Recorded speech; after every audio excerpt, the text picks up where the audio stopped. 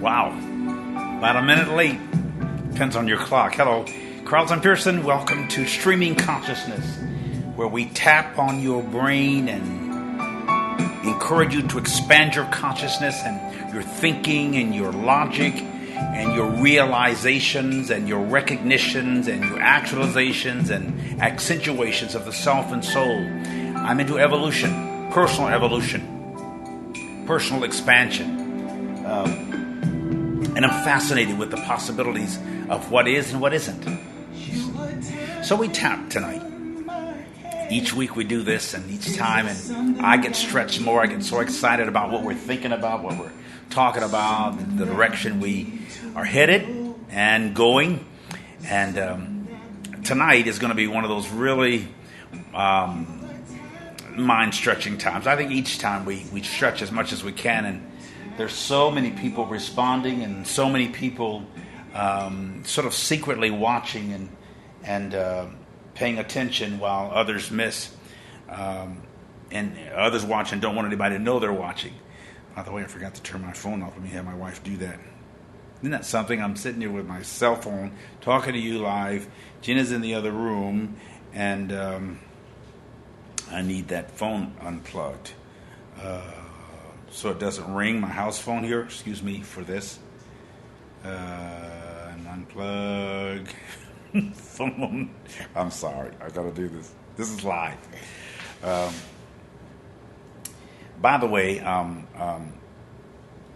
the talk tonight, the title that I want to use, which I posted earlier, I don't know whether it was yesterday or today, the semantics of faith and religion.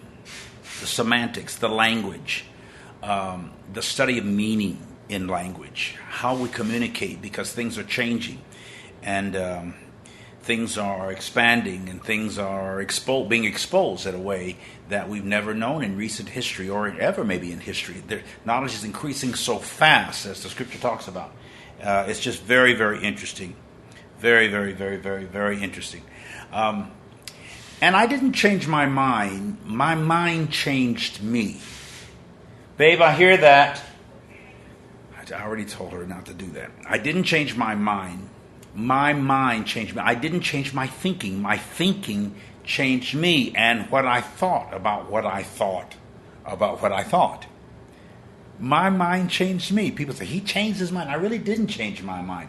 It was my changed thinking wasn't deliberate, intended or intentional. It evolved and was very natural. It was nature before it was nurtured. Nature is the basic or inherent features of something. Natural means existing in or caused by nature. That's what natural is. It's something caused by nature, not made or caused by humankind. Spirituality is natural. It is basic human nature to be spiritual. Spirituality is our essential human nature. It is our essential nature as human beings. Being is the key word there, human. It is our nature to be human and to be or exist naturally, or I like to say organically, or ontologically. Ontology is the study of the nature of being, the nature of existence. So we have an organic, ontological reality that is very curious to us. Being and or becoming, constantly evolving. When we resent and resist that, it produces maladies in our system, humanly and spiritually and psychologically. Physically, it could make people sick, I think, prematurely, and even lead them to maybe a kind of a premature death or transition out of this realm. We have to learn how to flow naturally, and that's what health is. Health is flowing in harmony with your nature as a human being. Institutional or organized religion is more normal than natural. In fact, institutional religion actually isn't natural because it takes too much constant work and organization and manipulation. It doesn't come naturally. It's more contrived and involves a lot of nurturing, a lot of manipulation. That's why most folk are sloppy and sluggish about it. People, sorry, the phone's ringing. I just text my wife to turn it off. People are committed to the struggle of religion. Religion is a struggle. It takes a lot of dogma and ritual and rites and rules and routes and ruts, but the world itself sort of acclimates to that because we think it's absolutely mandatory to appease a presumed angry God or please a presumed difficult God. So we come up with modules and models and modes and codes of conduct and behavior that supposedly appeases this God.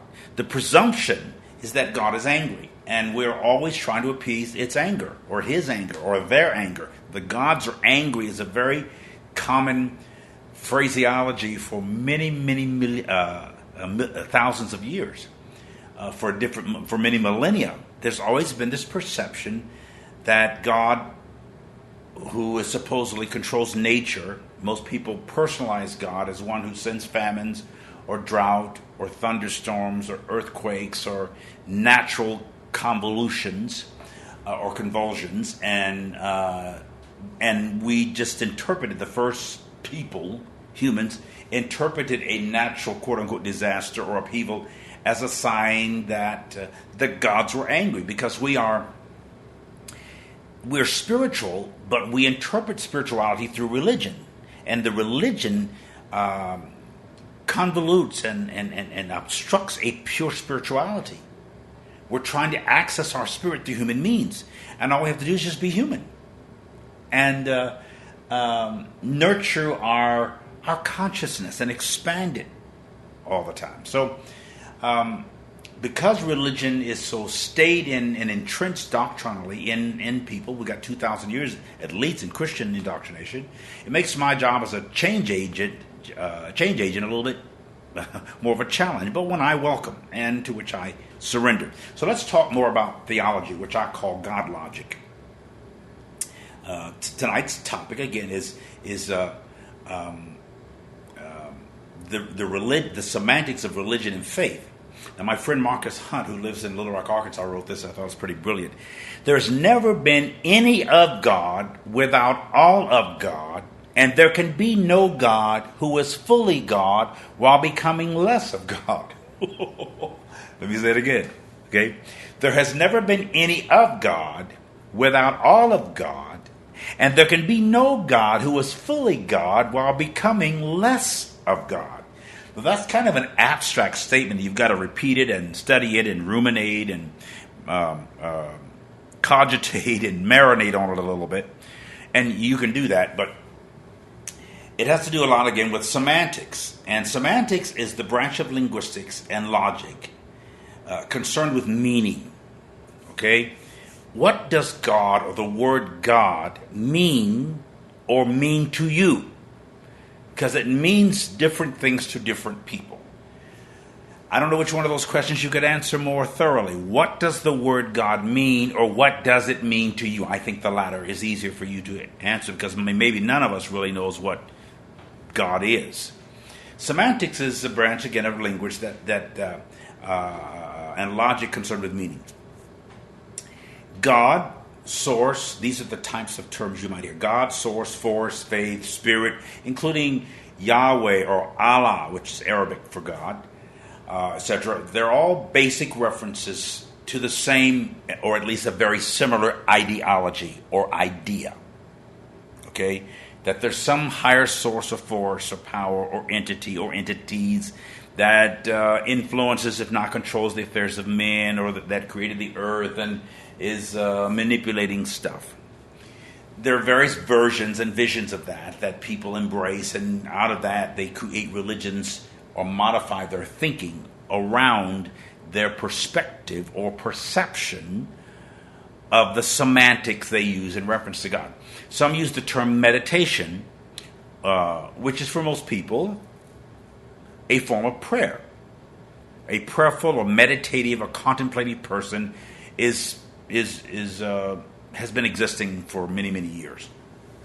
Some people in modern language, you hear like the Oprahs and the New Thought or Expanded Conscious people referring a lot to meditation. It's kind of out of aspects of Buddhism.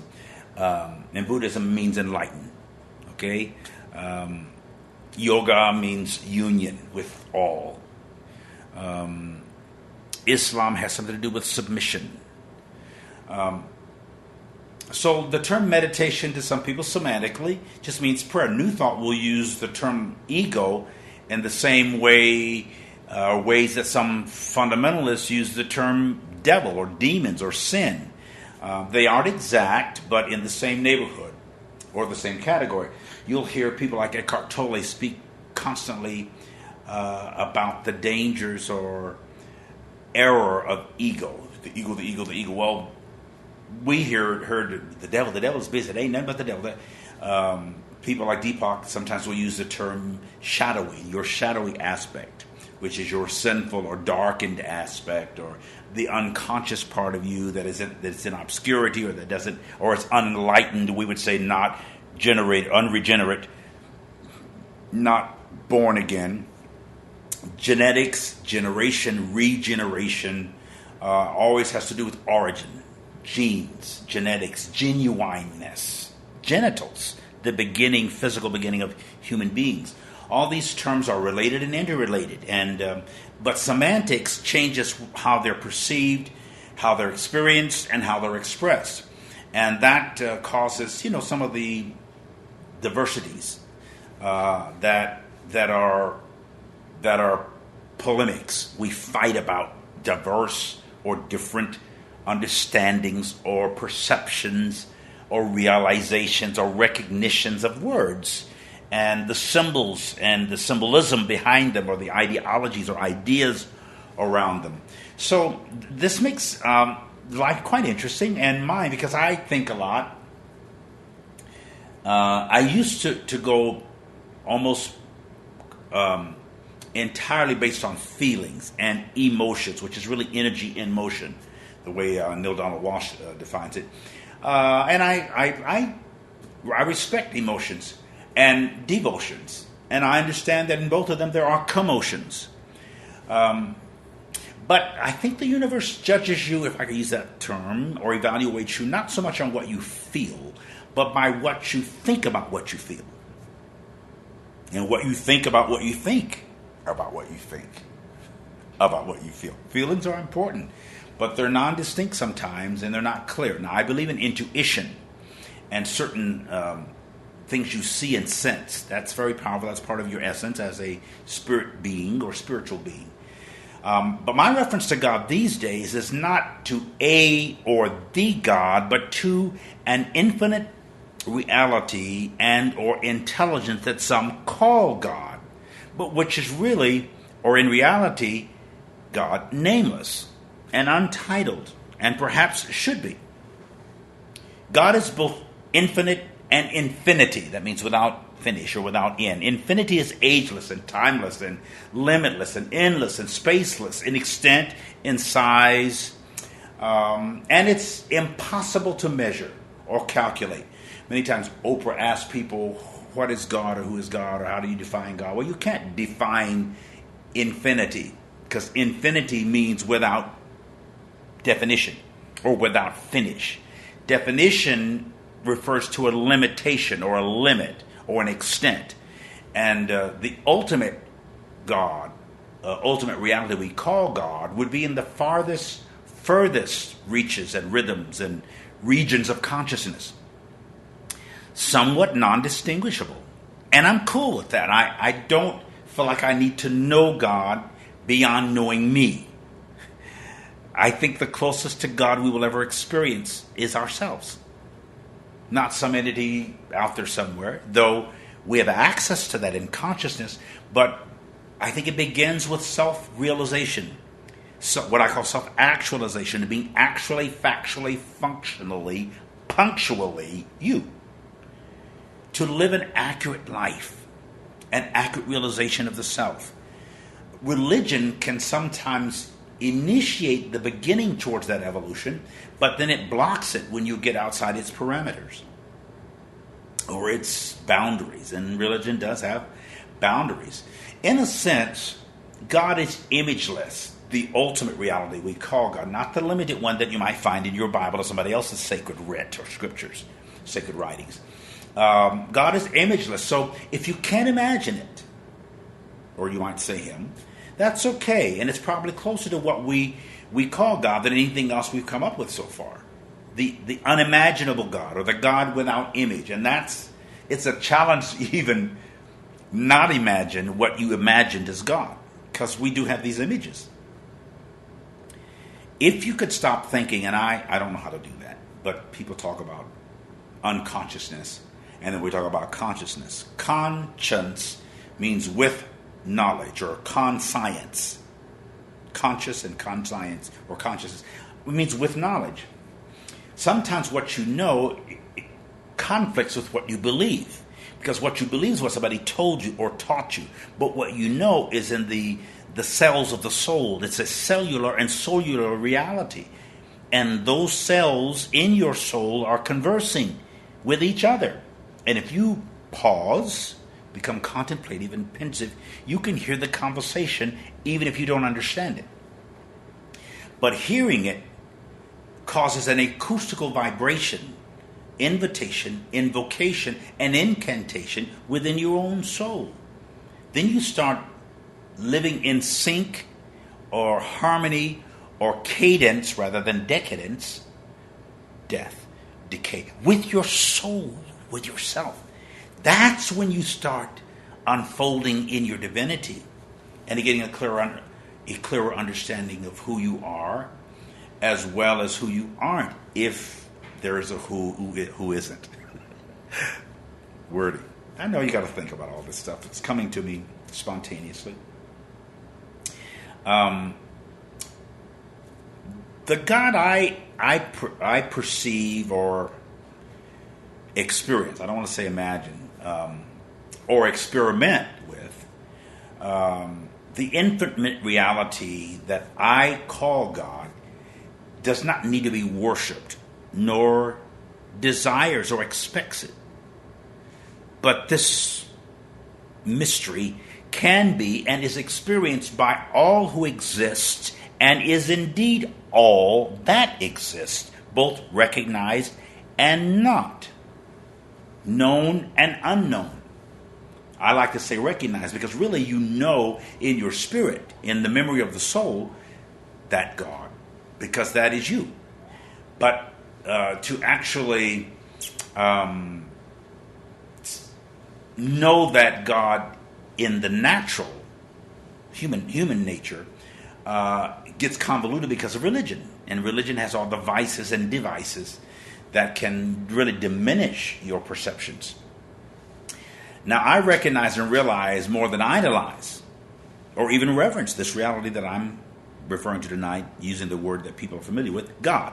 But not in the traditional models and modes of institutional or dogmatic religion. I'm not getting locked into those things as much as I naturally and normally did based on training and conditioned thinking from my 4 generations of classical Pentecostalism and fundamentalism and basic Christian dogma and doctrine, which I studied avidly, read almost with a ferocity, and studied with this deep hunger. And I have a chapter in one of my books called What You Want Wants You, because what you want is you. You don't really want God. You just want to experience your divinity as much as is possible. And who knows? Because it's limitless. So you don't stop anywhere. You park for a few minutes, but you don't actually stop. You just keep going until you leave this physical frame and enter another dimension for a longer period of time. That we call it death or transition. We are not just multidimensional beings, we are interdimensional. And all of us have little glimpses and, if you will, memories of other dimensions. We call it imagination, but it's like we've been here before or someplace other than this. And we keep having these memories or deja vus of love and stability and security and satiation, full expression, exposure and experience of the self. and we get lonely for it, or we miss it when we go into another dimension where it seems to be prohibited or prohibitive. And we panic, and in our panic, which is based on our amnesia that we have forgotten and are still remembering, we try to create it again. And we go about it in manipulations, handling. The word manus is the Latin word for hand. Maneuvering and manipulating and managing, manifesting, or manuscripting, handwriting, trying to get the thing to work or to appear or to be experienced or realized. That's all good. I know this sounds wordy, but it's just coming out of me like this. And of course, I've written as much as I can. Sometimes I have to have these lectures transcribed because I say a lot more than I've written, and I'm writing for you and for others to read later, maybe when I'm gone, wherever I go and when. And you never know about that. So, again, I recognize and realize more than idolize this particular reference or reality I call God. And then my deep Pentecostal roots in transcendence, which means going into trances. It's really where the word originates. When's the last time you were in a trance? And a transition. When's the last time you experienced something very, very esoteric? You were sort of in a half-conscious state that's characterized by an absence of response to stimuli, external stimuli. Sometimes it's induced by hypnosis, and in fact you get sort of like you're in a slumber or sleep. The word hypnosis, hypno is the Greek word for sleep. And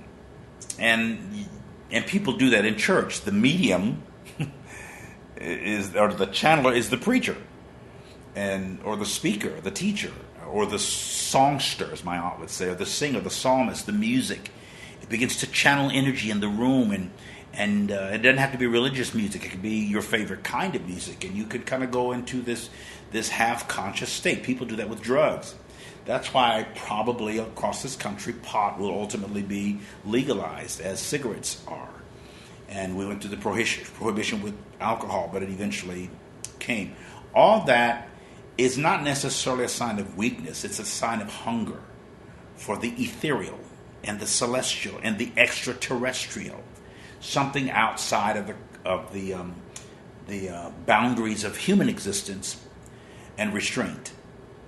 I'm not saying it's good. I'm just explaining that we're hungry as humans for our spiritual selves and souls. Not something external, but to experience the real internal self and the eternal self, the part of us that is immutable, unchanging, that is immeasurable, and really immediate, immortal, powerful us. And we just go about accessing that through haphazard means, and religion is one of them. But anyway, my background in rich, deep roots in Pentecostal transcendence does inform my present spiritual disposition without defining or confining it to any particular religious discipline. I've transitioned out of those boundaries and have transformed or changed my form or formula or formation, if you will, and information about me and about my essence, about my spirit and spirituality. I do enjoy the ambience of much of the worship styles, actually, and the music and the cultural and spiritual intonations and invocations and incantations that I grew up with. They are still rich and to me and valued. Like I can sit in and sing the old hymns. You know that word originates in English from hymen. It's the wedding song for the penetration into the inner self, which causes procreation of other selves and ways. The hymen or the hymn, the wedding song, the song of intimacy and covenant. Isn't that interesting? Anyway, when I think about those old hymns, and even if they're about the blood, and I don't believe in a God who demands blood sacrifices. I think that's ancient paganism, mysticism. in mythology. But it worked for me for many years, and so I can sing. I was with Andre Crouch a few weeks ago in Southern California. They live in Pacoima. He and Sandra, very dear friends of mine for the last, really all my life. I've known the Crouches, but they've been friends for the last 50 years or more. And Andre has not been doing well physically, so I went out there, and I think of the song, it reaches to the highest mountain, it flows to the lowest valley, oh, the blood that gives me strength from day to day. It's a great song. It's a famous song, one of the most famous songs in Christendom, modern Christendom. Andre Crouch wrote it. And when I sing of songs, oh, the blood of Jesus, oh, the blood of... It brings them, I start like about my parents and my grandparents and my godparents and all the little sweet saints I grew up with, the culture, the sensitivities, the sentimentalities. And I can sing those songs and tears roll down my face. And still not be still not be constrained to, confined to, or defined by them. I still cherish all that. So there's not a lot of people, and I call myself a Metacostal because I can embrace metaphysics or metaphysical instincts and aspects and interpretations of life and scripture and God and all this, and still speak in tongues if I want to. Me speaking in tongues and somebody doing yoga or doing the ohms and the amens and the I ams and making those audio sounds and verbalizations of the self and soul, and that's part of being. Humans, the part that's most expressive about humans is the being. Human beings being human expresses itself spiritually, socially, sensually, and sexually. All of it can be powerful and intimate and explosive and expressive and glorious, and still not be religious. And be religious. Christianity is a fertility religion. Has to do with planting seeds and growing and sowing and reaping, and that's just life. And so these are beautiful nuances and beautiful ambiances that express themselves to, through, and as us in the universe. And the dignity and the elegance and eloquence and excellence of humanity is what I embrace the most. And I like to consider myself a sacred humanist. A humanist. That terminology or title is more valuable to me these days, valuable to me, than being called bishop or apostle or even pastor or preacher or evangelical or progressive, cultural creative. I like those terms, but I like the fact that because we're around humans and humanity all the time. I really care about humanity, and my religious upbringing teaches me to do that. In fact, when I thought most humans were going to hell, which I did, I felt compelled to save them. And I thought they all needed Jesus so they could be saved from God's wrath. Now, there was a conflict there between God's wrath and God's worth, or God's love and God's law. How could the laws of God and the love of God work together? One rescues you from God, one restrains you to God, law. So there was this confusion, but behind all that, the way I was trained was that I'm compassionate and I want to save people from hell, which is sponsored and spawned by an ideology from and or about God. So I got tired of the conflict. It just wasn't working. So I started thinking something is inconsistent. I couldn't reconcile the moral love and character of God with the mean and immoral culture of religion. It just didn't work. It still doesn't work. It's not supposed to. But it took me the first 50 years of my life to evolve out of it, because it's like changing your entire wardrobe, and you can't always afford to do that overnight. You can get little pieces at a time. Every time you get a new piece, you discard an old one, or every time you discard an old one, you buy a new one, or bring a new one, or become a new one. So that's still happening in me, and I'm enjoying it. So these particular spiritual intonations and invocations and invitations and incantations I grew up with still have a certain space and place and pace in my spirit. They remain rich in my soul and in my satiations. I mean, that which satisfies me. There's a certain element of it that does. And I don't apologize for it. They remain rich in my soul. So spontaneity, evolution, expansion, and random expressions within experience is the tone and the tune that I enjoy most when referencing what we traditionally title God, or which I experience more as a faculty than form. I see God more as a faculty than a form, and more of a principle than a person.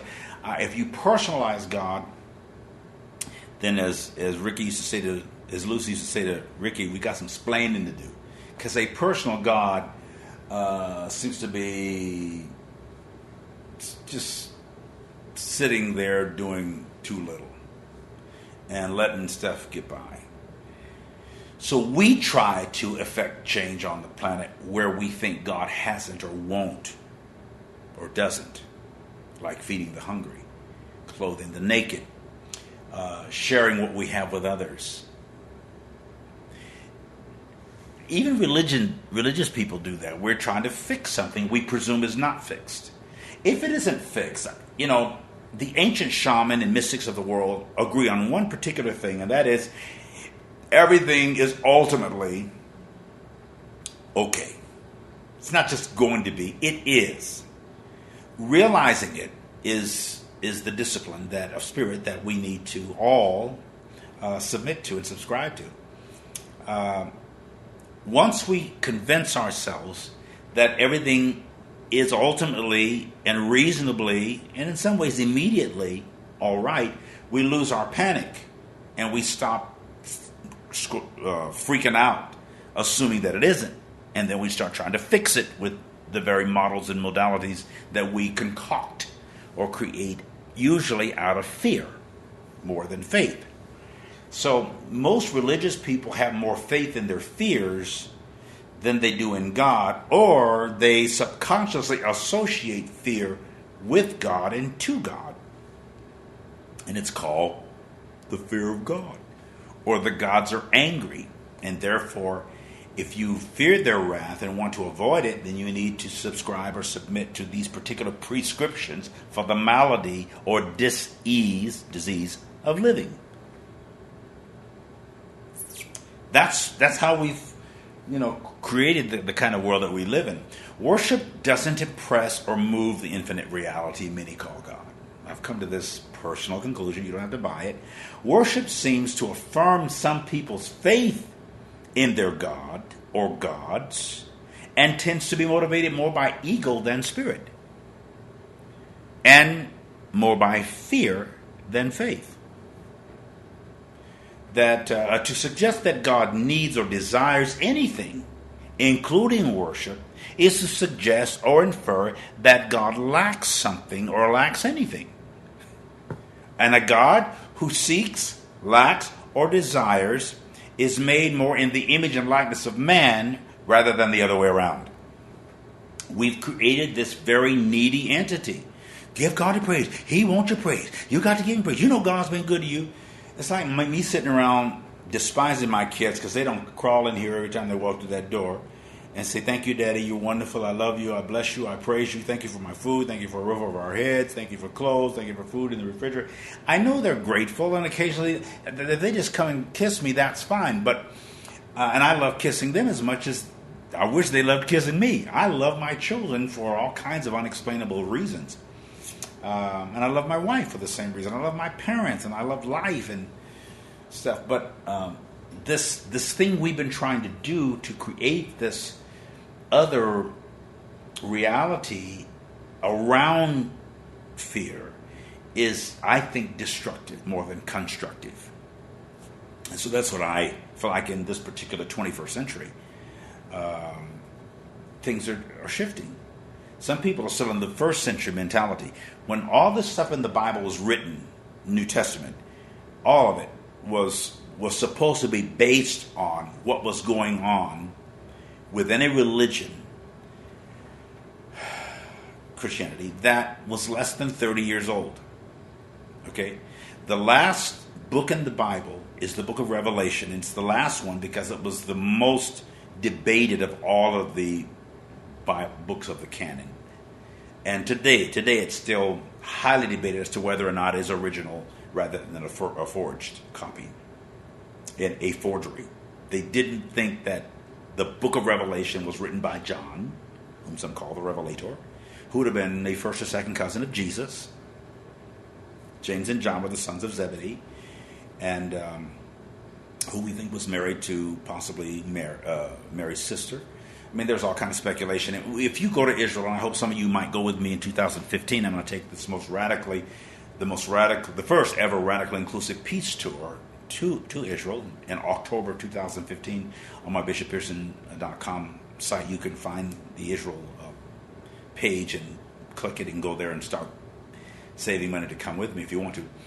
But even when you go over there, the tour guides will always say this: this is the traditionally perceived spot where so-and-so happened.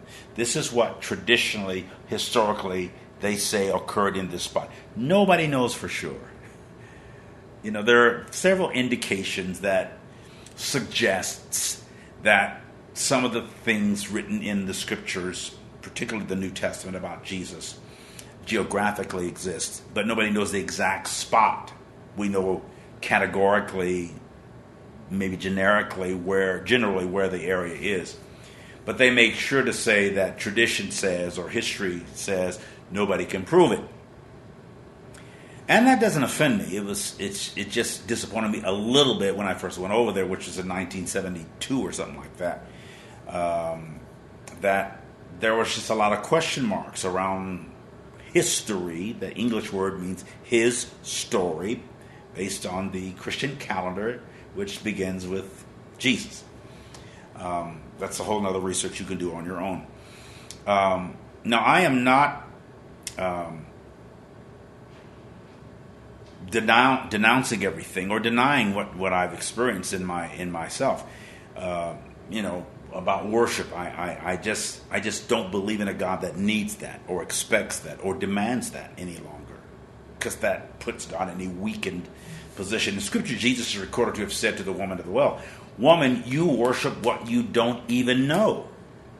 He was talking to a Samaritan woman from what she perceived as a Jewish perspective, and she said, "You Jews worship in Jerusalem, we Samaritans worship on this mountain." And Jesus said, "Yeah, but the day will come when you won't worship God on this mountain or in Jerusalem." In other words, there'll be no geography associated with it. But the true worshipers, Jesus said, worship God in spirit and in truth. Worship the ideology about an identity they call God, but it will be done in spirit and in truth, not necessarily with rites and rituals or rules. He was inferring there was an expansive experience that some call worship beyond what they knew as worship, ritualistically, and in the first century. Now, we've evolved 2,000 years beyond that. Our experience and expression of divinity surely has evolved, or should have evolved, just like you being able to hear me live talk all over the world. If you're up, depends on what time zone you are. Some people, of course, we record these and archive them so thousands of people can watch them and do after I've done it live. And if some people set their television for their favorite program, TiVo, and record to watch it live, or they record this or know that tomorrow morning, because we upload it to the satellite or wherever it goes tonight, in the cloud tonight, and you'll be able to go to the site tomorrow, and whoever wants to in the world, and see what I'm saying live tonight. So Jesus said to the woman of the well, according to Scripture, "You don't know what you're worshiping." Same is probably true with millions of very sincere fundamentalist religious advocates in all of the various disciplines. There are fundamentalist Jews, fundamentalist Muslims, fundamentalist Christians, fundamentalist Hindus, fundamentalist Buddhists, fundamentalist New Thought. Some folk call themselves New Thought and haven't had one in 40 years. I'm not denouncing or denying it, neither throwing out the baby with the bathwater. I'm just eager to draw attention to the unconscious, cultish, and superstitious, unhealthy habits and routines that stagnate spiritual and social growth and global progress in both consciousness and in culture. The consciousness of the planet and the culture of the planet can evolve and progress if we're willing to let some stuff go or to reconsider what we believe, why we believe it, and how those beliefs or whether those beliefs add to or subtract from the quality of our life or our life experience. I don't think that's asking too much. And for the first time in 61 years of living, at least for the last 10 years, I'm not as stuck. You can't intimidate me with stuff. Not demons, not doctrines, not dogma. Not death. I am becoming increasingly fearless. And I fear less. And it's freeing. And I enjoy it so much, I put my neck on the line, and I navigate people's hatred or resistance or resentments towards some of the things I say. And some of the people actually who resist me most really love what I'm saying, but it doesn't make enough sense to them yet. They keep prodding and probing and asking and confronting and resenting and resisting, or at least resisting. They don't always resent it. They just don't understand it. So I welcome their interest. I know they come across insulting sometimes on my timelines. And sometimes I think people are reading something I'm not reading because I don't see a lot of negativity on the post. But I'm not that Facebook literate to know what's all out there. I really don't. I miss a lot.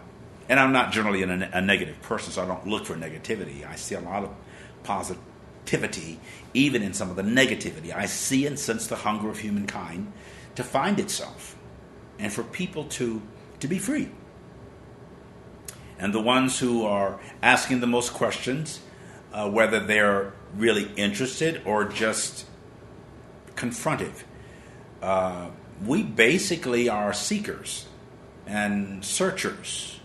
And we have curiosity that we sometimes dare admit to. But we're curious by nature. It's a sign of health when you have an appetite and thirst. When you are not thirsty or don't, particularly when you don't have an appetite, that's a sign of sickness or disease, a malady that leads to death. Your demise. So as long as there's this, that's why Jesus is quoted to have said, "Blessed are they who hunger and thirst for righteousness." And I paraphrase the word righteousness with the word accuracy. Because, who knows what's right. But accurate. Add cure or add care rate.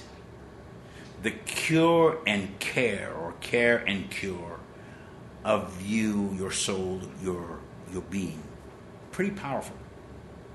Now, I allow what I know or have experienced from my personal, what I consider a personal, very powerful experience in transcendence, from that rich, deep roots in Pentecost, to influence me spiritually more than what I was taught or told to believe about God or my relationship with God, and it was very sincere, but inaccurate, but still personally significant to me. But I'm evolving in accuracy. I'm evolving in personal precision and decision and incision, which means to be cut to pattern. I used to see my grandmother, and she could do it on a Saturday night. She'd see a dress she liked someplace, or she'd get a pattern, and she had these things she called pinking. She's called them panking shears. The panking shears, and she would cut around that thing. She had one of those old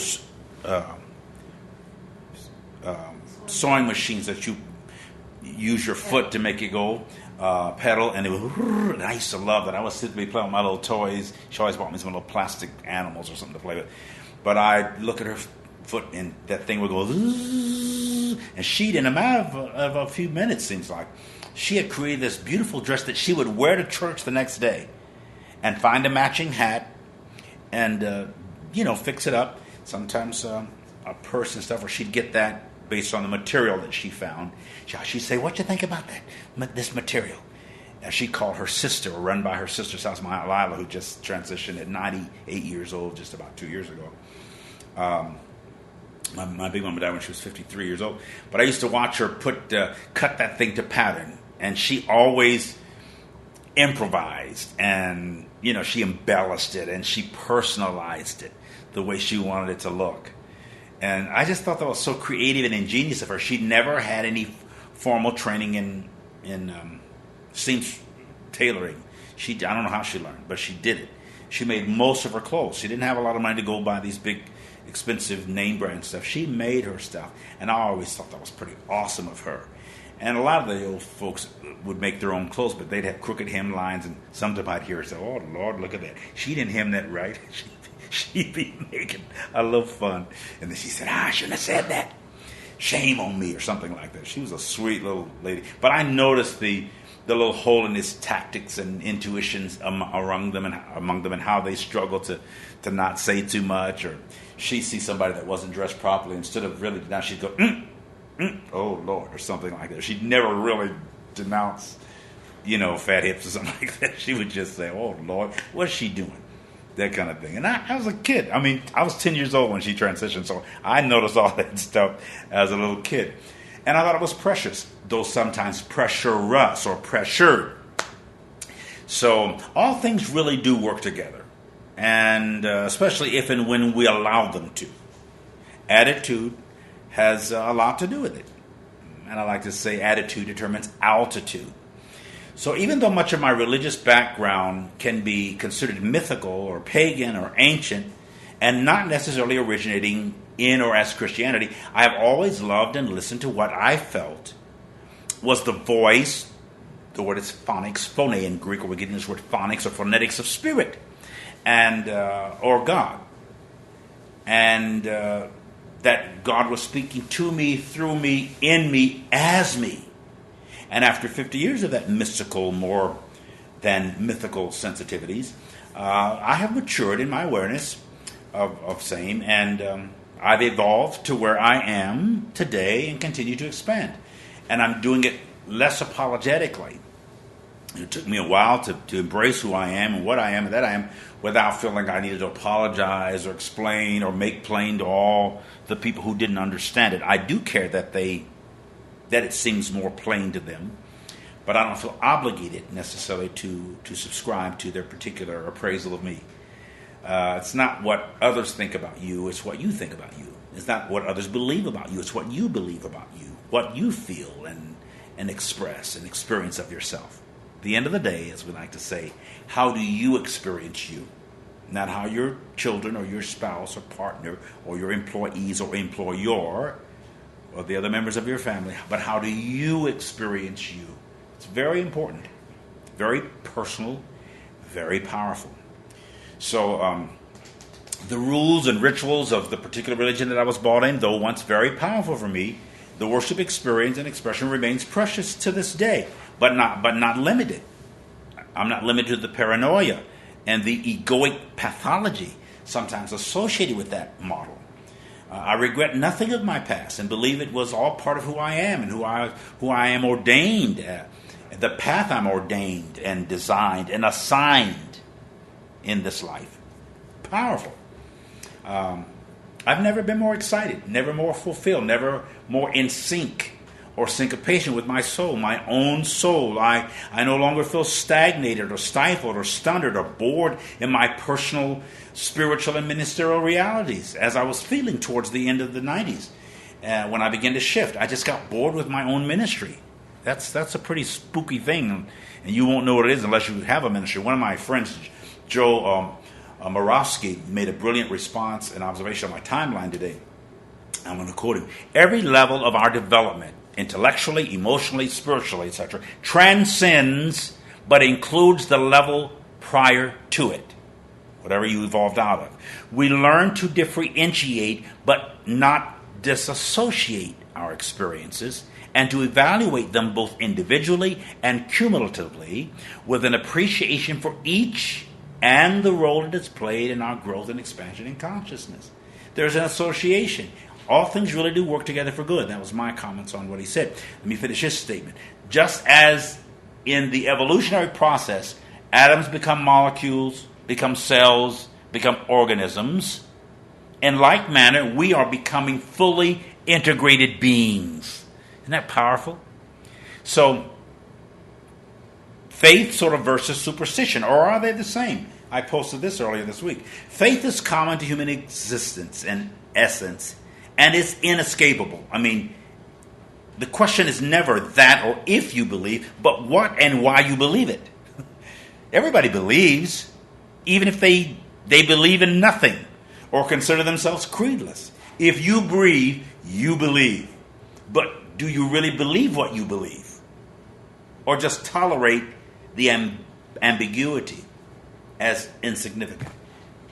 You don't even care what you believe. You believe what you believe, and then you're not sure you believe what you believe, because that's what you've been told, that's what you've been taught, but you don't really know it. It's not affirmed in you or as you. You just kind of tolerate it. Superstition can be excessively credulous belief in and reverence for the supernatural.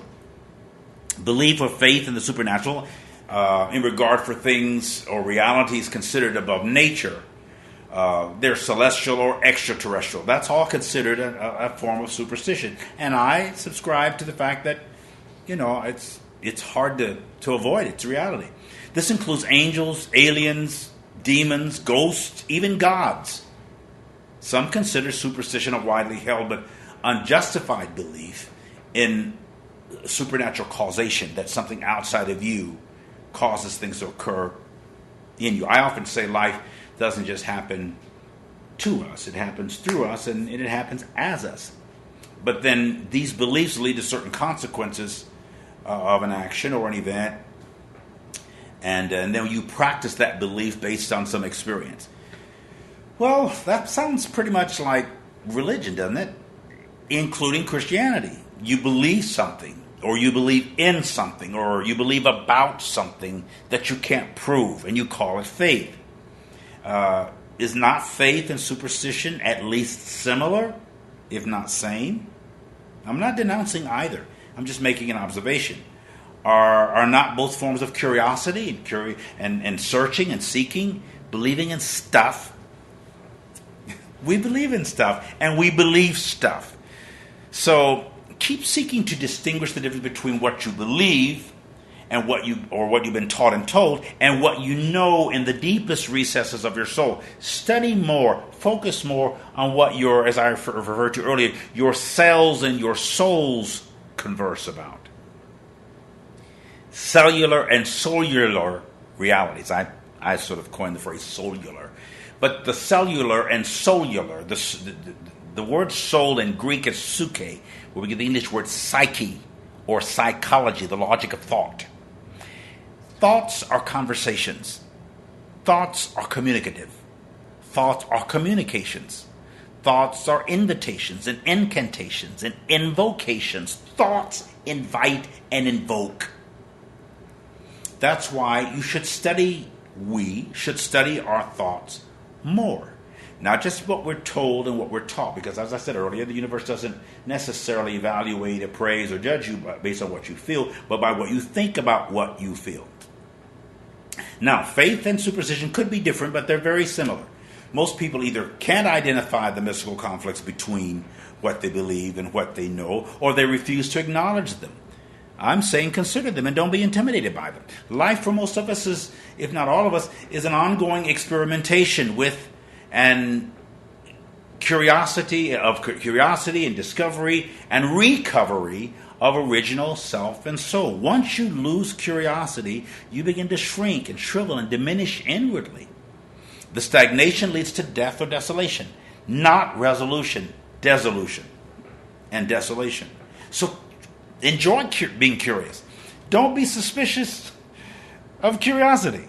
Let it work through you. Let it work as you. It's powerful. It's invigorating. It's marvelous.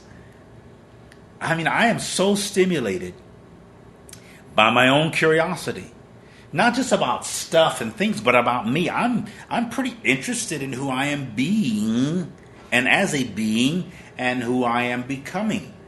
So we're all amazing realities, full of potential and renewed power. You are, I am, we are. So get to know yourself all over again, perhaps for the first time. We can do this. We can do this. And we're going to do it. I love you. I respect you. I honor you. And I thank you for your time. I thank you for your consciousness. I thank you for your willingness to consider and reconsider what you believe and why you believe it. And again, as I say, how those beliefs add to or subtract from the quality of your life.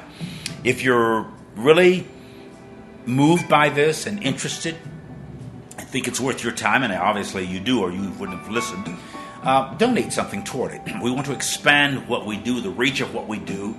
I boost my post, and it costs every time I do it because it reaches, rather than 2,000 or 5,000, it reaches 20, sometimes as much as 50,000 views. And then I get responses, and then they share it by the hundreds all over. And we're getting this message out. We're being aggressive about it. That's all I know to do. And we tap, and we tug, and we pull, and we prod, and we probe, and we start unfolding. We lose layers as we unfold, layers that are no longer effective in our lives or useful, and we evolve. It's so powerful. It's so perfect, or maturing. When I say perfect, it's adult. It's maturing. It's satiating. Really discovering and realizing our potential. The word potential means power. Omnipotent is all power, all potential God, all potential good. That's you. You're full of potential. You're full of goodness and godness. I salute you. I celebrate you. Thank God for you. Thank God as you. Be good. Be God. Good night. See you again next time. Let me hear from you soon. If you have questions, just send them to AskCarlton at bishoppearson.com. Good night.